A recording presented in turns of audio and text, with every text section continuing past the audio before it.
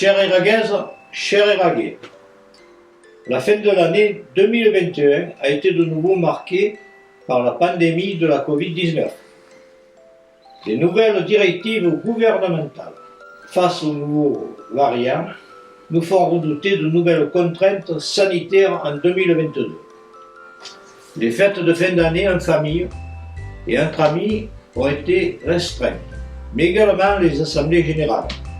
Les repas de fin d'année en milieu professionnel ont dû être annulés. J'ai moi-même pris la sage décision d'annuler la cérémonie des vœux à la population.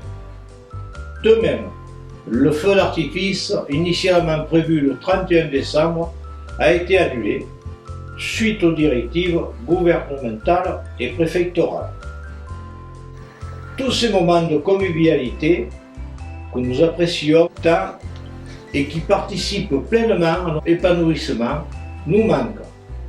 Mais nous devons rester prudents, sécuriser nos proches et amis en favorisant la vaccination. Nous devons être optimistes quant à l'avenir et continuer à combattre ce virus pour des jours meilleurs et retrouver tout simplement le plaisir d'être ensemble. En ce début d'année 2022, j'ai tout d'abord une pensée pour les personnes âgées qui vivent une période un peu difficile, notamment celles qui sont isolées. Je leur souhaite une très bonne santé et je les invite à contacter M. Rosello, élu en charge du CCAS, en cas de besoin. Je pense également à nos jeunes, actuellement privés de sortie dans des espaces de fête ou de lieux de rencontre. Si la situation sanitaire le permet, je leur donne rendez-vous le 15 janvier pour célébrer notre traditionnelle fête de la Saint-Bonnet.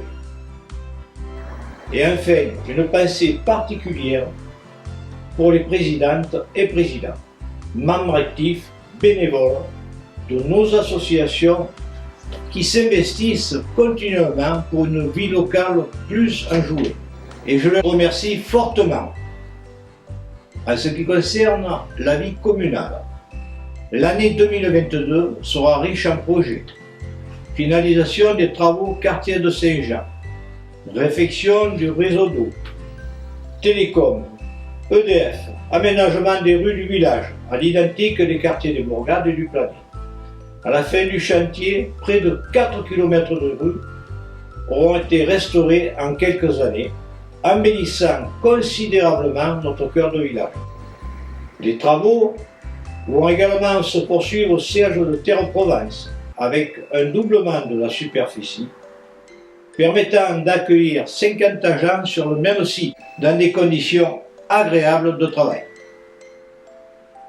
L'enfance et la jeunesse sont aussi au cœur de nos préoccupations, avec la création d'une micro-crèche de 12 places pour accueillir nos plus jeunes enfants. La finalisation des travaux d'extension de la crèche, la Caprivole, qui se trouve à proximité de l'école maternelle, la création d'une nouvelle classe en élémentaire, ainsi que l'installation de tableaux blancs interactifs dans chaque classe, pour permettre à nos écoliers de profiter pleinement des cours du corps enseignant, que je remercie pour leur soutien depuis des années. Les cours de l'école maternelle et l'école primaire ont été aussi sécurisés, grâce au rehaussement d'un mur de 2 mètres de hauteur. Le sport est également au centre de nos actions municipales, avec le doublement de la capacité des vestiaires de foot et de rugby, et la création d'une salle dédiée aux réceptions d'après-match, ainsi qu'aux rassemblements sportifs conviviaux. Autre projet dont on parle depuis quelques années, le déplacement de la coopérative agricole. Le permis a été accordé, la consultation des entreprises va pouvoir être lancée en début d'année pour un commencement des travaux vers les mois de juin ou juillet, à la place de la coopérative. Ce sont entre 25 et 30 logements, des studios d'environ 50 mètres carrés qui seront créés pour les seniors, à proximité du cœur du village. À propos du quartier des Crossus, La consultation pour sélectionner un architecte en vue de la construction de notre futur collège a été lancée.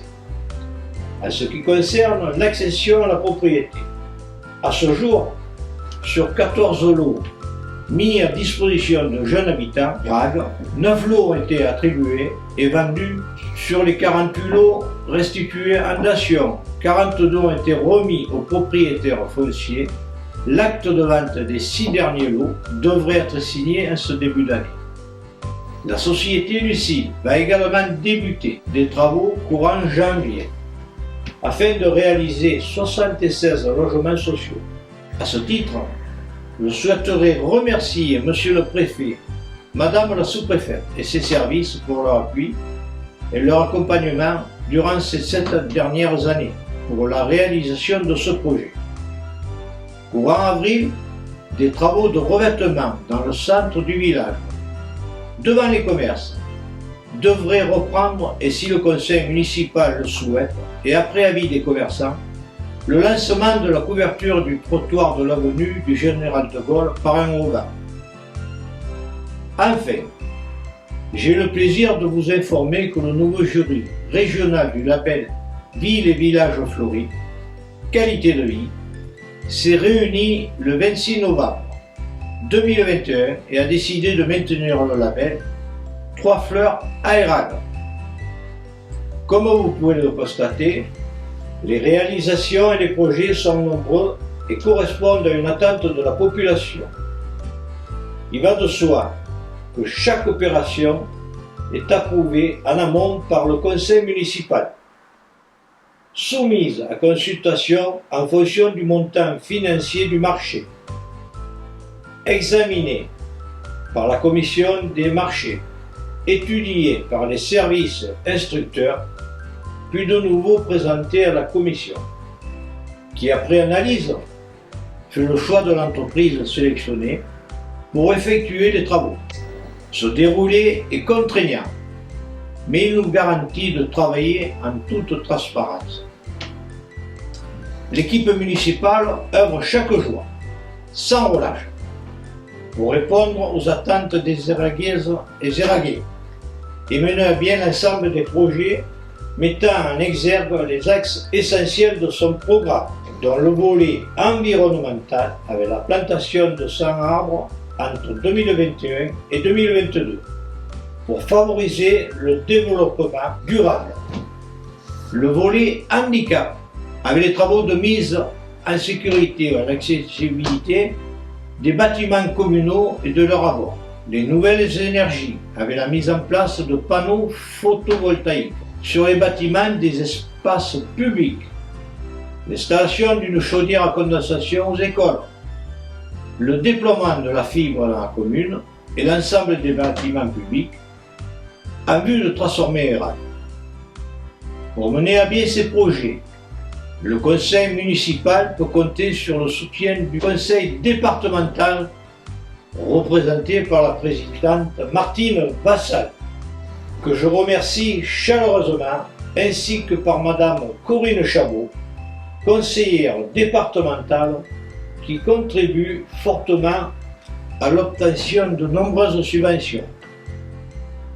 La région participe également à l'essor de notre village, de par les aides qui contribuent à réduire notre part d'autofinancement.